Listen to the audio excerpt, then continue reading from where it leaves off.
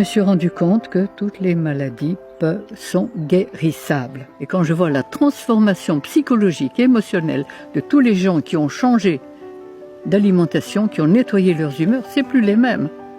Ils changent de vie. Si je peux me permettre d'être aussi affirmative que je le suis, c'est parce que j'ai les preuves. Et que ce que je dis est prouvable, prouvé et prouvable à merci. Toutes les maladies sont guérissables. J'ai été dans la souffrance la plus absolue. Et c'est pourquoi, sachant ce que je sais, j'ai envie de communiquer et que chacun puisse découvrir qu'il peut être heureux, en forme, créatif. J'ai l'impression de faire ce que j'ai à faire. Et notre rôle, il est, comme les cellules de notre corps, de travailler l'un par l'autre et l'un pour l'autre au service de l'ensemble. Et quand on peut faire ça, on est heureux de le faire.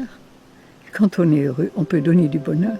Et en fonction de ça, les maladies disparaissent. Et qu'elles soient psychologiques, qu'elles soient émotionnelles, qu'elles soient physiques. Mon époux a été soigné par vous, Madame Irène Grosjean. Il avait un braquet endo-œsophagien qui lui tenait tout l'œsophage. Il a passé récemment un contrôle fibroscopique. Le braquet a pratiquement disparu. Les médecins ne comprenaient pas. Il n'avait jamais vu ça de sa carrière. Mais mon époux a compris que c'était vous qui l'avez guéri. De cela, il aimerait vous remercier, et cela en personne, si vous pouvez nous contacter par mail ou par téléphone avec mes remerciements. Merci de nous répondre amicalement. Voilà.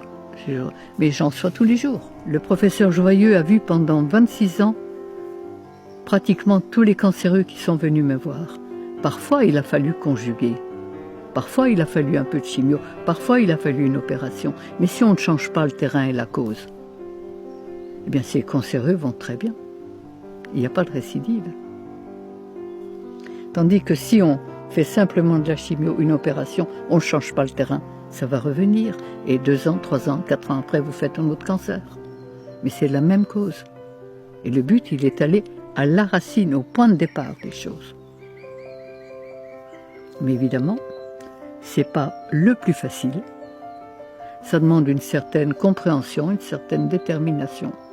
Et comme on vit dans un monde où tout est à l'envers, et la souffrance humaine, quand je vois toute la souffrance, quand je vois les maladies qu'on fabrique, quand j'entends et que je vois les noms de maladies, je respire abondamment. Et ce n'est pas les maladies qu'il faut guérir. Vous soignez une maladie, médicalement, comme les médecins l'ont appris. On empêche le système d'élimination de fonctionner. Il ne fonctionne plus, mais au lieu d'éliminer les résidus, il les enferme. Et quand il y a trop de résidus dans les liquides interstitiels, dans les liquides dans lesquels baignent les cellules, ils pénètrent dans la cellule. Comment voulez-vous qu'ils fassent autrement? Et quand les résidus pénètrent dans la cellule, soit ils déprogramment le cerveau et on fait quoi? Un cancer. Soit il le sclérose, on fait un diabète ou une sclérose en plaques. Soit il le paralyse, on fait un Parkinson. Soit il le déconnecte, on fait une folie meurtrière ou suicidaire ou un Alzheimer. Et on fait toutes les maladies du monde en étant soigné comme on l'est. Lorsque j'étais enfant, il y a 80 ans, eh bien, un cancer, on n'en entendait pas parler. Il n'y en avait pratiquement pas. Des obèses, je me souviens, dans une ville comme Épinal, puisque je suis vosgienne, il y en avait une. Et elle était le côté curieux de toute la ville. À l'heure actuelle, il y a 400 personnes par jour en France qui meurent de maladies cardiovasculaires. Bien soignées, d'accord, mais ils meurent quand même. Il y a un cancer sur 2 personnes et demie, m'a dit un professeur de cancérologie très connu. Il y a des diabètes en pagaille. Enfin, des maladies, il y en a de tous les côtés.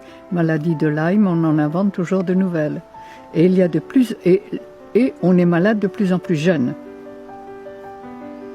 Des dépressifs, des suicidaires. Quand j'étais enfant, il y a eu un suicide dans un village de 1000 habitants en 20 ans d'existence. J'y suis allée il y a quelques années, il y avait eu 4 suicides dans l'année. Et c'est là où, évidemment, on se rend compte qu'on marche totalement à l'envers. Mais cela a des raisons précises.